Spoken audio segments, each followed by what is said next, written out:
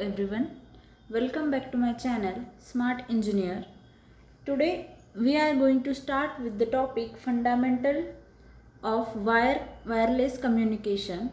In that, study on the topics are fundamental terms of communications, evolution of mobile communications, mobile radio systems around the world, frequencies for radio transmission, types of wireless communication systems, comparison of common wireless systems, trends in cellular radio and personal communication. So that first of all we understand the basics of wireless communication. The term wireless is used with regard to the device. This only describes the way of accessing a network or other communication partners, that is without a wire. The wire is replaced by the transmission of electromagnetic waves through the air.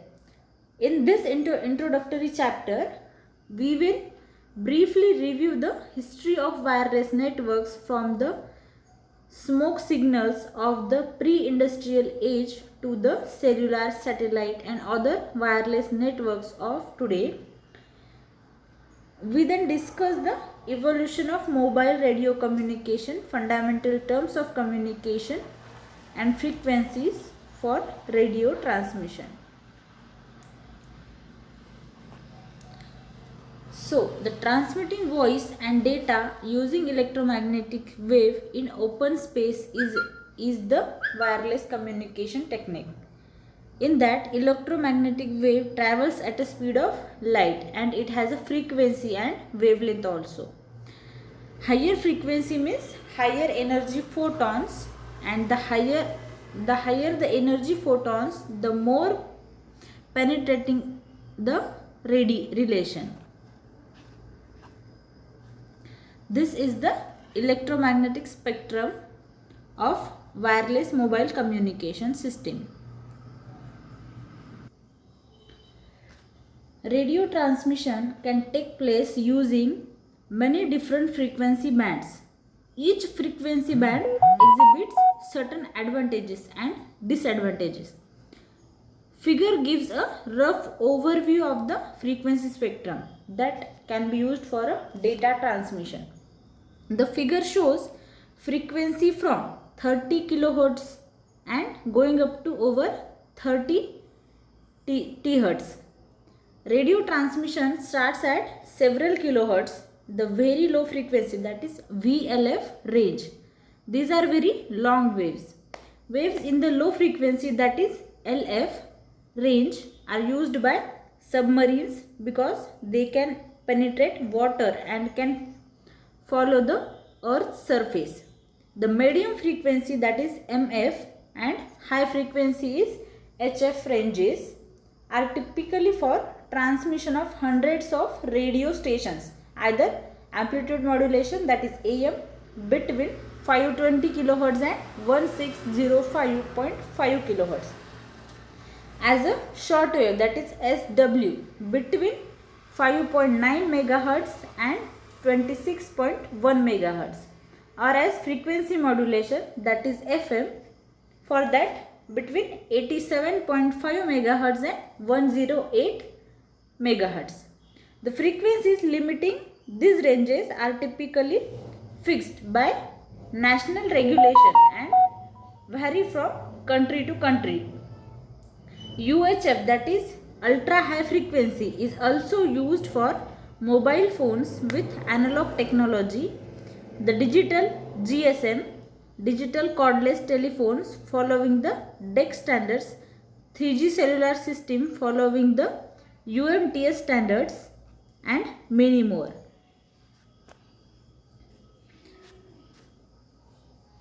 Guglielmo Marconi in 1897. Radio's ability to provide continuous contact with ships sailing in English Channel. Now the evolution of mobile radio communication. Historically, the growth of communication field was very slow. so that it is coupled by the technological development.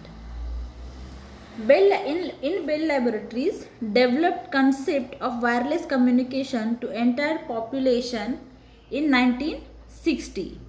So it is highly reliable miniature solid state frequency hardware. Wireless era was born in 1970. Wireless communications is enjoying the fastest growth period in history due to enabling technologies which permit widespread deployment. Historically, the growth in the mobile communication field has come slowly and has coupled closely to technological improvements. There have been numerous milestones in the development of radio communications. For a better understanding today's wireless systems and developments, some of these milestones are represented in the following sections. This is the diagram of evolution of mobile radio communications, in which mobile telephone in year 1946, telephone in the year 1877, automobile in 1900, in television 1946, and video cassette or recorder in 1979.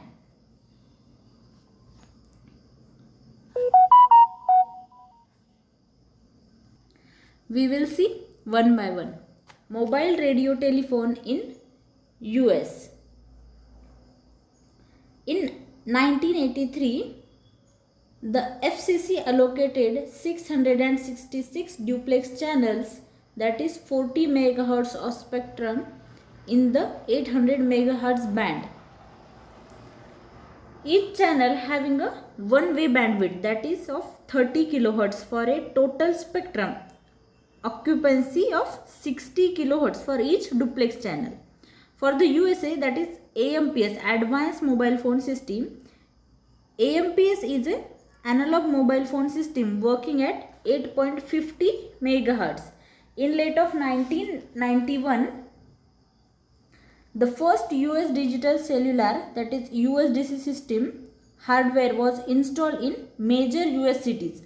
The capacity improvement offered by USDC is 3 times than that of AMPS because digital modulation, differential quadrature, phase shift keying, speech coding and time division multiple access, that is TDMA, are used in place of analog FM and FDMA.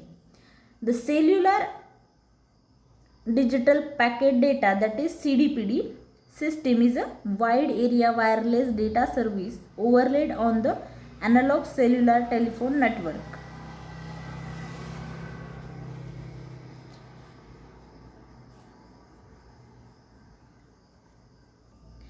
These are some mobile radio systems around the world.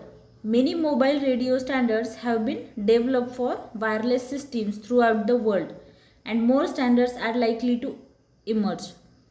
List of most common paging, cordless cellular and personal communication standards used in Europe, Japan and United States. The European Total Access Cellular System, that is ETACS, was developed in 1985 and is virtually identical to the US AMPS system. In Europe, the Nordic Mobile Telephone System, that is NMT 450, was developed in 1981 for the 450 MHz band and uses 25 kHz channel. Nordic Mobile Telephone, that is NMT, uses a 450 kHz carrier and is still the only available system for mobile communication. In some very remote places, NMT at 900 MHz followed in 1986. Telephones at home went wireless with standard CTI, that is cordless telephone, and CT2. The CT2 and Digital European Cordless Telephone, that is DECT, standards developed in Europe are the two most popular cordless telephone standards throughout Europe and Asia. The CT2 system makes use of microcells which over small distances, usually less than 100 meters. Using base stations with antennas mounted on street lights or on sides of buildings, the CT2 system uses battery efficient frequency shifting along with 32 kbps adaptive differential pulse code modulation, that is ADPCM, speech coder for high quality voice transmission. In early of 1990s marked the beginning of fully digital systems. In 1991, ETSI adopted Standard Digital European Cordless Telephone (DECT) for digital cordless telephony, that is ETSI in 1998. DECT works at a spectrum of 880 to 1900 MHz with a range of 100 to 500 meter. These are some examples of radio systems, which consist of base station, control channel, forward channel, full duplex, half duplex, handoff, mobile station, mobile switching center, page, reverse channel, roamer, simplex system, subscriber and transceiver. So we will see the definitions of this one by one. What is base station? A fixed station in a mobile radio system used for radio communication with mobile stations. Base stations are located at the center on the edge of coverage region and consist of radio channels and transmitters and receivers antenna mounted on a tower. So what is the control channel? Radio channels used for transmission of call setup, call request, call initiation and other control purposes. Forward channel, radio channel used for transmission of information from the base station to the mobile. This is called forward channel. So what is the full duplex system? Communication systems which allow simultaneous, that is two-way communication between transmission and reception. This is known as full duplex. So the half duplex system, communication system which allows two-way communication by using same radio channel for both transmission and reception. At any given time, the user can only either transmit or receive. That means at a time only one operation performed. Now the handoff, the process of transferring a mobile station from one channel or base station to another. This is known as handoff. So what is mobile station? A station in a cellular radio service intended for a use while in motion at unspecified locations. Mobile stations may be handheld personal units, that is portables, or installed in vehicles, that is mobiles. So mobile switching center, that is MSC, mobile switching center which coordinates the routing of calls in a large service area. In a cellular radio system, the MSC connects the cellular base stations and mobiles to the PSTN, that is public switching telephone network. And MSC is also called mobile telephone switching office, that is MTSO. Now the page. What is paging? A brief message which is broadcast over the entire service area, usually in a simultaneous fashion by many base stations at the same time. This is called paging. Reverse channel. What is reverse channel? Radio channel used for transmission of information from the mobile to base station. This is known as reverse channel. So the roamer. What is roamer? A mobile station which operates in a service area, that is market, other than that from which service has been subscribed. So the simplex system, communication system which provide only one-way communication. This is known as simplex system. Subscriber. What is subscriber? A user who pays subscription charges for using a mobile communication system. This is known as subscriber. And transceiver is a device capable of simultaneously transmitting and receiving radio signals. This is known as transceiver. Next one is the examples of mobile radio system. According to that, classification of mobile radio system is classified in the three types, that is simplex, half duplex and full duplex. As we know, simplex is the communication in only one direction, half duplex is the same radio channel for both transmission and reception, that is push to talk, and full duplex is the simultaneous radio transmission and reception. In full duplex there are two types, FDD and TDD. That is, FDD is a frequency division duplexing, uses two radio channels, one is forward channel, second one is reverse channel. Forward channel means base station to mobile user, and reverse channels means mobile user to base station. Time division duplexing shares a single radio channel in line, means only one at a time, that is forward or that is reverse. Now in FDD, a device called a duplexer is used inside the subscriber unit to enable the same antenna to be used for a simultaneous transmission and reception, means one antenna is used in this for the transmitter or receiver.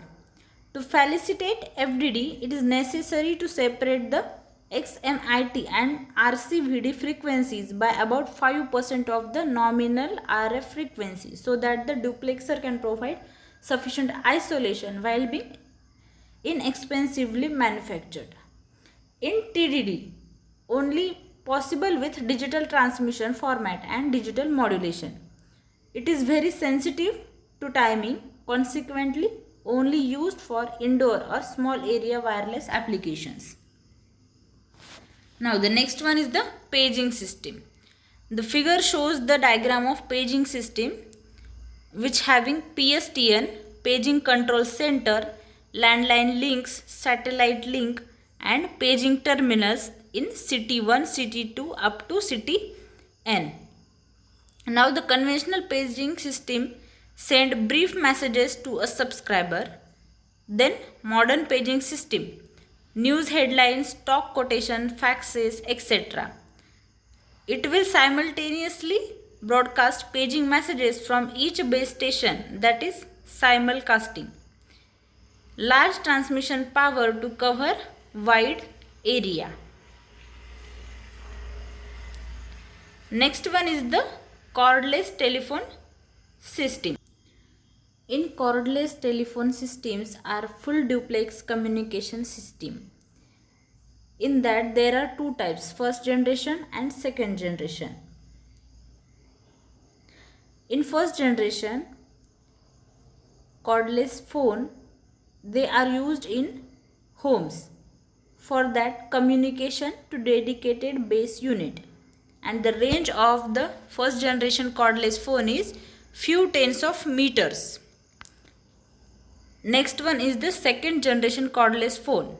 Second generation cordless phone uses in outdoor mode, so that it will combine with paging systems. And the range of the second generation cordless phone is few hundred of meters per station. Diagram shows the cordless telephone system which consists of PSTN is public switch telephone network and base station is a fixed port, and mobile phone is attached with the wireless link. Next one is the cellular telephone systems.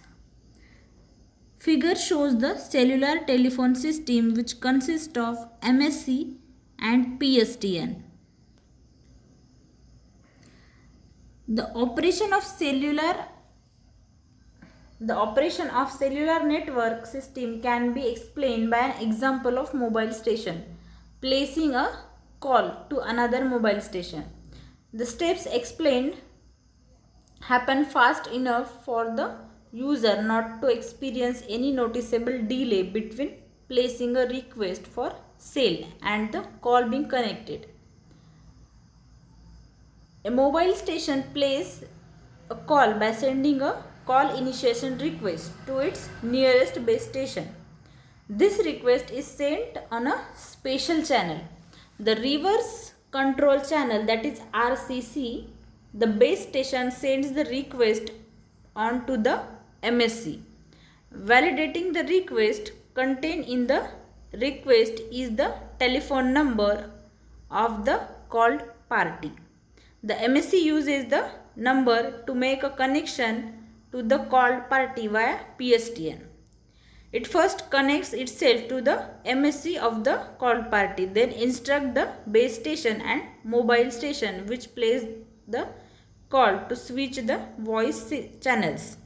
The mobile station which placed the call is then connected to the station on unused forward and backward voice channels, that is FVC and BVC. The characteristics of cellular telephone system is large number of users, large geographical area, limited frequency spectrum and reuse of the radio frequency by concept of cell.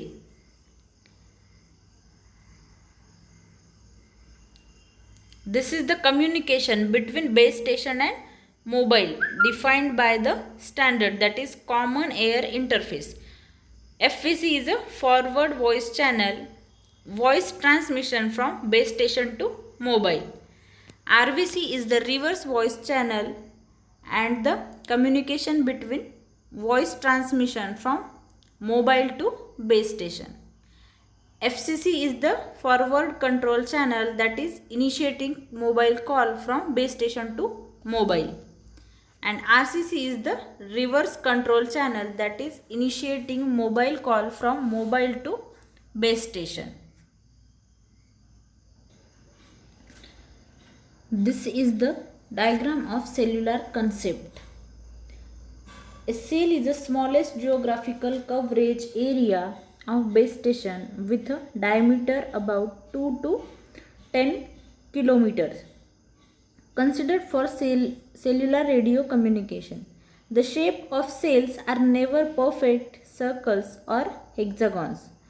Depend on the environment, that is building, mountains, valleys, etc. On weather conditions and sometimes on system load. In a cellular network, each cell uses different set of frequencies from neighboring cells to avoid interference and provide guaranteed bandwidth within each cell. When joined together, these cells provide radio coverage over a wide geographical area. This enables a large number of portable transceivers. Cells are combined in clusters like 3 cells, 7 cells, etc. In real life transmission, the pattern will look somewhat different. The hexagonal pattern is chosen as a simple way of illustrating the model. This pattern also shows the reception of the same frequency sets. Cellular networks. Multiple low power transmitters, that is 100 watt or less than, are used in cellular networks. The service area is divided into cells, as we said earlier. So the cellular geometrics. Adjacent circles cannot be overlaid upon a map without leaving gaps or creating overlapping regions. The shapes of the cellular geometrics are square, equilateral, triangle or hexagonal.